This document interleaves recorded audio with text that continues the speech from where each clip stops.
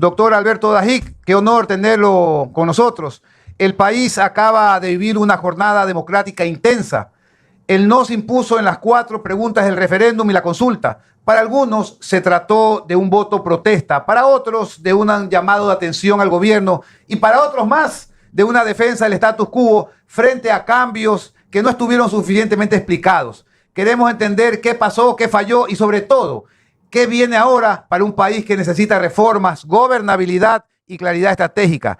Bueno, y para eso lo hemos invitado. La primera pregunta, doctor Dajic, ¿cuál es, a su juicio, la razón de fondo por la que el no terminó imponiéndose en las 4 preguntas? ¿Fue un rechazo a las propuestas, a la comunicación del gobierno o un contexto político que no supo leerse bien?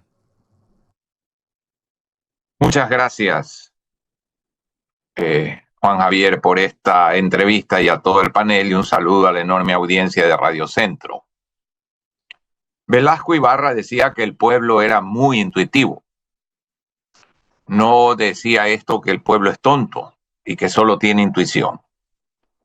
Y solo voy a usar un ejemplo por la limitación de tiempo que hay en una entrevista. Yo definitivamente voté no por la convocatoria de una asamblea constituyente.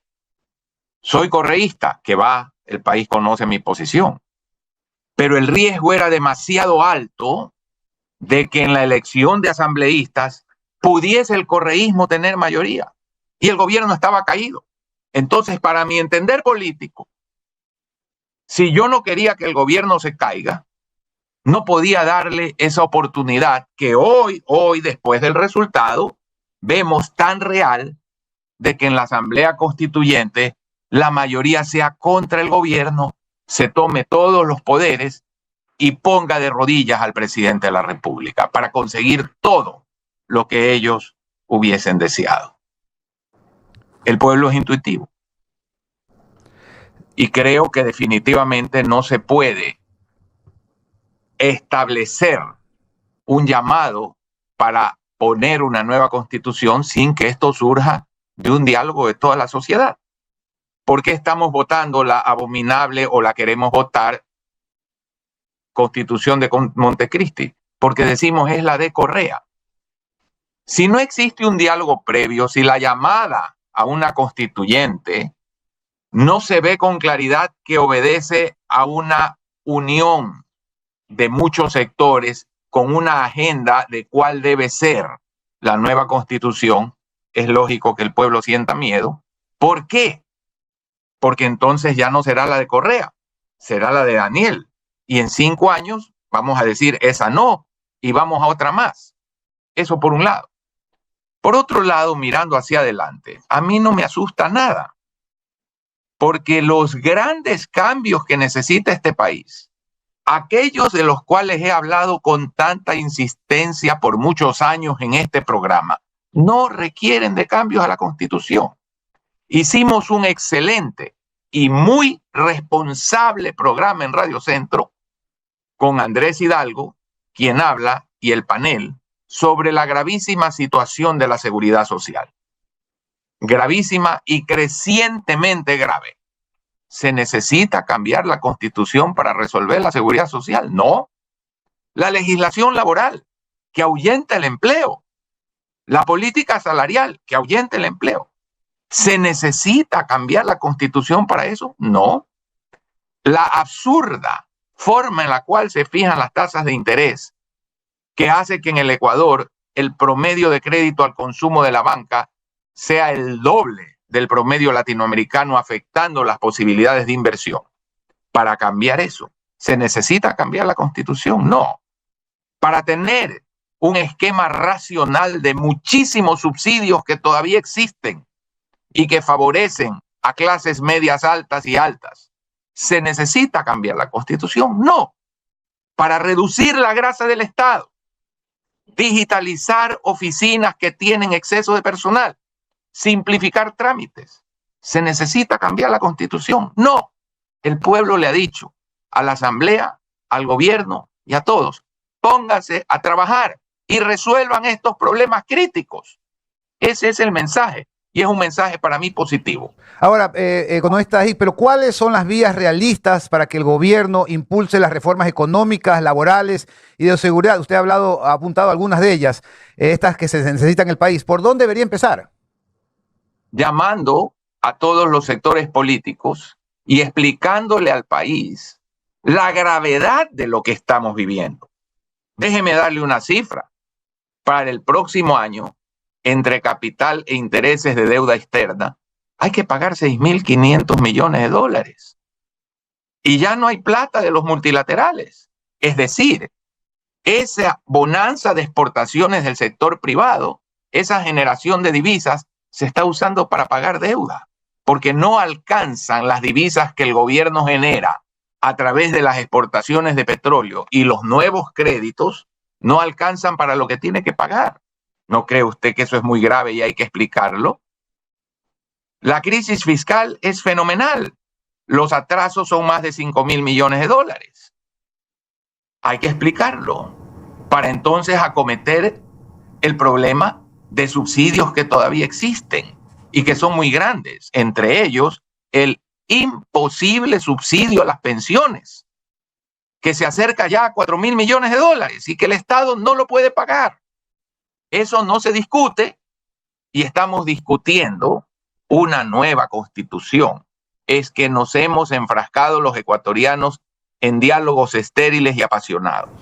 Y con todo respeto a lo que he oído aquí, en una agenda no se puede decir esto queda fuera.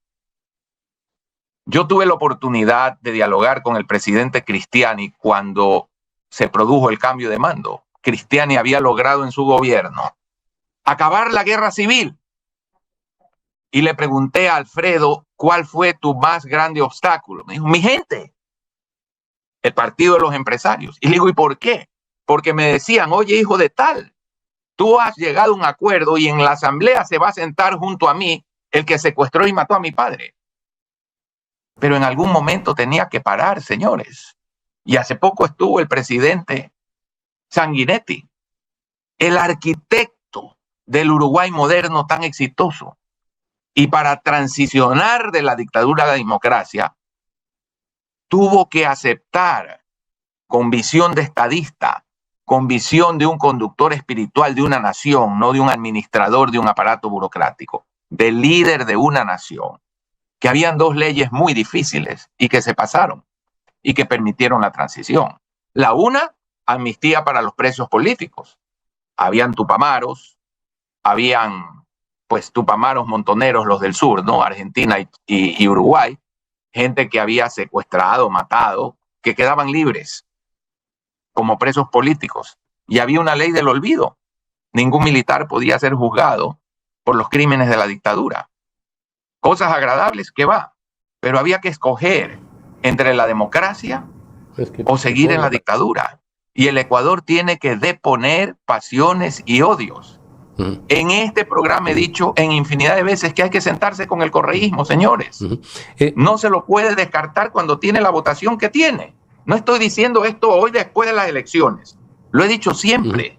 Y si esto no hacemos, no habrá solución. Sí. Todos los sectores se tienen que sentar a dialogar. Vale la pena los ejemplos, siempre pongo énfasis en aquello porque son hechos, en contextos, son historia. Y efectivamente el presidente Alfredo Cristiani, presidente de El Salvador, en 1992 logró la paz luego de esa guerra terrible que dejó más de 70,000 muertos en El Salvador. Y sí, hay que sentarse para construir, reconstruir una nación. Aquí había una frase y que de pronto aún está ahí en la epidermis. ¿Acaso el Ecuador quiere llegar a tocar fondo para ver cómo reconstruimos al país? Y decíamos, le sucedió al Perú, le ha sucedido pues a Nicaragua, a varias naciones. En el Ecuador, en estos momentos, con este indicador que es la respuesta de la gente ante la convocatoria a la consulta, ya podemos pensar en que debemos unirnos todos y ver cómo corregimos esas distorsiones constitucionales, económicas, y usted bien dice, veamos cómo salimos adelante. Economista, en la parte esta de la inseguridad, el hecho de que no se tenga una base militar no es que ya no vamos a poder luchar contra la delincuencia organizada, porque hay un protocolo, Fernando. hay un memorándum firmado con los Estados Unidos por más de 3.200 millones de dólares que está vigente y que están entregando los americanos, y eso va a seguir por varios años. Entonces, ese tema hay que fortalecerlo. Y en lo económico, para terminar, ¿no le parece que hay que ver cómo se logran ingresos mayores, ahora sí, sin discursos, sino de manera efectiva, ver cómo se mejora, cómo sube la producción petrolera del Ecuador? Fernando, muy acertado el comentario. Puedo hacerles una pregunta al panel. ¿Cuál es el país del mundo donde hay más cantidad de bases militares de los Estados Unidos? Sí, pues en Europa, en Alemania existen bases militares. Colombia. En Colombia existen. No, señores, los mismos Estados Unidos. Hay 800 bases militares. ¿Y cuál es el país del mundo donde más narcotráfico hay? Sí, pues, en los Estados Unidos. Allá llega la droga. Si una droga llega a Miami para ir a Chicago, a Iowa o a Kentucky, hay narcotráfico dentro de los Estados Unidos. Si pasa la frontera de México, tiene que ir luego a Nevada, hay narcotráfico. Si entra por California y se vende luego en Wyoming y en Dakota, hay narcotráfico. Y las 800 bases han controlado ese narcotráfico. ¿De dónde salió aquí que una base militar controla narcotráfico? Señores, todo aquello que significa patrullaje se está haciendo hoy con los aviones Orión, que ustedes los han visto aterrizar en el aeropuerto de Guayaquil, aterrizan en Baltra y aterrizan en Manta. Hay convenios firmados con los Estados Unidos y el patrullaje se hace y la información de los satélites se la puede dar y está disponible. Por lo tanto, es correcto. Fernando, no vamos por el hecho de no tener una base a disminuir la capacidad contra el narcotráfico. Eso no es verdad, porque la gente cree que con una base los soldados americanos van a salir, ir a la isla Trinitaria o a la entrada de la 8 y coger a los narcotraficantes. No, no pueden salir armados. Si salen de sus bases, salen como civiles. No tienen jurisdicción para hacer nada, no van a ir a protegernos de nada. Entonces, centrémonos en argumentos que no sean apasionados y veamos las cosas con objetividad. Se puede seguir haciendo las cosas que hay que hacer, pero el problema fundamental del narcotráfico y la violencia es que la economía no crece, y la economía no crece por estas cosas que he mencionado antes, que son las que se deben resolver para aspirar en el largo plazo a tener una solución que no es solo la bala, porque México ha dado bala y no ha podido. Y aquí hemos dado bala y sigue el problema. Entonces vamos a entender cómo son las cosas y efectivamente el apoyo decidido a mayor inversión en el sector petrolero y en el sector minero son claves para generar recursos para el Estado. Buenos días, economistas, y muchas gracias por estar aquí. Ricardo Flores los saluda, economista. Dentro de todo, evidentemente lo que sucedió el domingo fue un revés electoral para el gobierno, para el presidente, y por la apuesta que hizo por esta consulta popular, hemos escuchado sus opiniones. Yo comparto prácticamente en su totalidad lo que usted menciona de la Asamblea Constituyente, pero estos reveses electorales lo que traen con posterioridad son crisis de gabinete, remesones y salidas y reemplazos, que es lo que hemos visto en estos 3 días a continuación del resultado. Un poco desde su perspectiva en este análisis, ¿cómo ve los cambios que ha implementado el gobierno de Daniel Noboa? ¿Tienen esos cambios la fuerza necesaria para reconducir el rumbo e ir hacia a solucionar los problemas que usted bien menciona, que ha mencionado durante esta entrevista? ¿O cree que hace falta profundizar más en estos cambios que el presidente Noboa ha hecho en estos días? Bueno, para mí es difícil opinar sobre personas jóvenes que no conozco. Tengo entendido que el ministro de Gobierno, que es una persona clave, aparentemente, de acuerdo a lo que he visto en las redes sociales, tendría un impedimento legal. No sé si esto se haya verificado. Pero parte clave de una nueva forma de hacer las cosas es quién es el ministro de Gobierno. Y si no puede ir la persona que ha sido seleccionada, buscar realmente una persona que tienda puentes, que tenga credibilidad y que cambie la imagen hacia el exterior. Respecto a otros ministerios, yo creo que hay que esperar, pero lo fundamental es que los ministros administran el Estado. Pero quien da el rumbo, quien inspira, quien conduce a la nación, que es un ente espiritual, no burocrático, no administrativo, es el presidente. Y el presidente tendrá que reflexionar y decir, bueno, ¿a dónde va esto? Sí puede interpretarse como un revés, pero yo dije que voté no por la Asamblea Constituyente porque me dio unos riesgos terribles. Uno, el que gane el correísmo, lleno de odio y revancha, sin un acuerdo previo. Otra cosa es con un acuerdo, ¿no?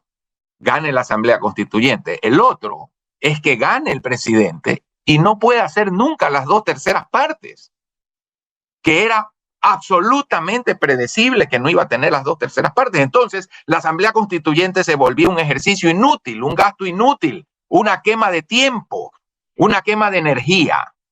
Y el tercero, y más catastrófico, que se haga una constituyente, se logre milagrosamente un acuerdo y el pueblo rechace el referéndum final. Y nos hemos gastado 2 años en medio de incendios que tenemos en el presupuesto, en la seguridad social, en la seguridad ciudadana, y no hagamos nada porque estamos concentrados en el tema político. Entonces, para mí, lo conveniente para el gobierno, si uno quería apoyar al gobierno, era que no hubiese una constituyente. Así lo entendí yo. Y creo que el pueblo ecuatoriano lo intuyó así también. Alberto, ¿cómo está? Muy buenos días. Qué gusto tenerlo como siempre acá en la radio. Quería retomar un poco ya para finalizar, sabemos que estamos contra el tiempo con usted, pero cuando yo hacía mención y apelo a su experiencia como ex legislador y como parte principal del Ejecutivo, como ex vicepresidente, ¿quién más que usted para que sepa lo que es negociar con la Asamblea Nacional? Y por eso yo hacía mención que quizás en este momento de tensión, quizás los extremos deben un poco quedar, no en el olvido, sino en pausa. Pero las grandes causas nacionales, como usted las ha tocado en esta entrevista, deberían sí ser parte de una agenda inmediata para efectos de hacer un poco eco de lo que ayer el expresidente de la República, Osvaldo Hurtado, dijo en Ecoavisa. Es decir, ¿usted cree que se puede poner en una mesa de negociación en este momento y bajo las actuales circunstancias todo las reformas que necesita el país? O como yo decía inicialmente, no es el momento de entrar a temas tensionantes y quizá enfocarse en la seguridad, en la salud, en la vivienda, en la distribución de medicinas, en la mejora de la legislación contra la seguridad. Por ahí va mi comentario, Alberto. Es incuestionable que en estos momentos en que unos erróneamente se sienten triunfadores, deberían sentirse si se lanzan a una candidatura y sacan ese 60% que no lo van a sacar. Y otros se sienten perdedores.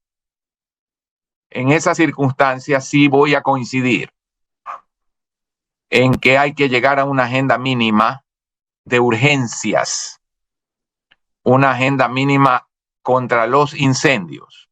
Ejemplo, la seguridad social, el sistema de pensiones, el problema del déficit. Esto implica hacer otras cosas, como las que he hablado antes. Pero lo que no puede seguir sucediendo, porque solo el Ecuador y la Argentina han demostrado esta incapacidad de sentarse en una mesa a dialogar. No puede seguir sucediendo que no se dialogue. El Chile post-Pinochet dialogó y se respetaron cosas que dejó Pinochet. El Uruguay post-dictadura dialogó y todos los expresidentes se reúnen con total libertad, con total paz, siendo de extremos opuestos. Me contaba el presidente Sanguinetti, a quien pues yo sí conocía desde los años 80 y 90, que en el último cambio del Brasil, la delegación del Uruguay tuvo no solo al presidente en ejercicio, sino a él y a Mujica como expresidentes extremos. Y fueron ambos con total cordialidad. Y él hablaba mucho con Mujica.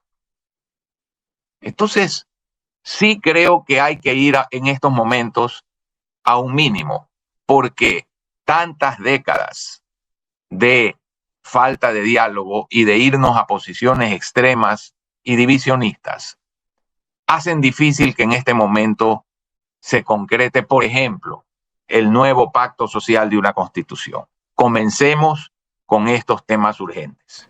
Economista Dají, gracias por su claridad y por ayudarnos a leer este momento con serenidad y sobre todo profundidad. El Ecuador vive una encrucijada y entenderla es fundamental para mirar hacia adelante. Gracias por su tiempo y esperamos tenerlo nuevamente en este espacio de diálogo. Buenos días. Gracias. Buenos días. Gracias. Chao. Muchas gracias.